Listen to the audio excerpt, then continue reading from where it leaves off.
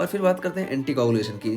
तो देखिए एंटीकोगुलेशन में क्या होता है, नॉर्मली थ्रोम्बिन कन्वर्ट कर देता है फाइब्रिनोजन को फाइब्रिन में क्लॉटिंग फैक्टर की मदद से। ये पूरी कैस्केड है। और एंटीकोगुलेशन की अगर हम बात करें तो देखिए ये जो एक्टिवेटेड थ्रोम्बिन है, इस थ्रोम्बिन को ब्रेक डाउन कर देते हैं एंटी थ्रोम्बिन। एंटी थ्रोम्बिन क्या पाथवे क्या करता है, आके देखिए इस एक्टिवेटेड थ्रोम्बिन में बाइंड कर देगा, जिसकी वजह से इनएक्टिव हो जाएगा।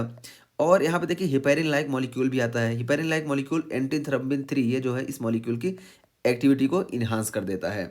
और फिर जब ये हो जाता है, अब थ्रोम्बिन काम नहीं कर पाएगा, जिसकी वजह से inhibits thrombin and factor 7A 9A 10A 11A 12A ये सारे फैक्टर्स भी इनहिबिट हो जाएंगे। और प्रोटीन सी पाथवे से भी देखिए क्या है कि ये जो प्रोटीन सी लीवर से सिंथेसिस हुआ, ये प्रोटीन सी थ्रोम्बिन से बाइंड कर लेगा। और जब थ्रोम्बिन से बाइंड करेगा तो इसको हम बोलते हैं थ्रोम्बोमोड्यूलिन कॉम्प्लेक्स, थ्रोम्बिन थ्रोम्बोमोड्यूलिन कॉम्प्लेक्स। और फिर उसके बाद ये क्या करते हैं, ये प्रोटीन सी जो है इसको एक्टिवेट कर देता है, एक्टिवेटेड प्रोटीन सी हो जाता है। और ये एक्टिवेटेड प्रोटीन सी ये क्लेवेज कर देता है या ब्रेक डाउन कर देता है फैक्टर 7A की और फैक्टर 5A की। तो इसकी वजह से जब ब्रेक डाउन होगा तो ये इनएक्टिव हो जाएंगे। तो यहाँ पे वही दिया गया है कि anti thrombin inhibits thrombin factor 2A and factor 7A 10A 9A 11A 12A। तो इन सबको एंटी थ्रोम्बिन इनहिबिट कर देता है। तो ये जो एक्टिवेटेड फैक्टर होते हैं इनएक्टिव हो जाते हैं। और heparin enhance the activity of anti thrombin. Heparin जो होता है, ये हिपेरिन लाइक मॉलिक्यूल है हिपेरिन, ये एंटी थ्रोम्बिन 3 एक्टिविटी को इन्हांस करते हैं। और principal targets of anti thrombin thrombin and factor 10A। और एंटी थ्रोम्बिन का मेन टारगेट जो होता है वो थ्रोम्बिन होता है और फैक्टर 10A होता है, ये यहाँ पे बताया गया।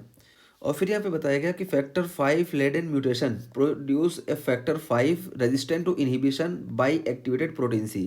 तो यहाँ पे ये बताया गया कि फैक्टर 5 में जब म्यूटेशन हो जाती है तो इस म्यूटेशन में ये रेजिस्टेंस हो जाते हैं एक्टिवेटेड प्रोटीन सी से। तो यहाँ पे देखिए एक्टिवेटेड प्रोटीन सी क्या करती है, फैक्टर 5 को इनएक्टिव करती है। लेकिन जब इसमें म्यूटेशन हो जाता है उसको बोलते हैं 5 लेडेन म्यूटेशन।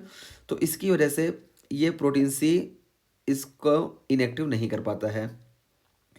और अच्छा हाँ, यहाँ पे देखिए एक्टिवेटेड प्रोटीन सी जब क्लीवेज करता है उसमें प्रोटीन एस की ज़रूरत पड़ती है। और फिर यहाँ पे देखिए गया TPA is used clinically as thrombolytic.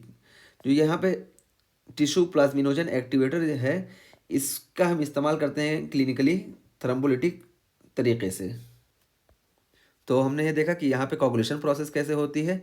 और एंटी कोगुलेशन यानी जो कोगुलेशन को हमें ब्रेक डाउन करना होता है, एंटी कोगुलेशन जो प्रोसेस होती है वो इस पाथवे से चलती है।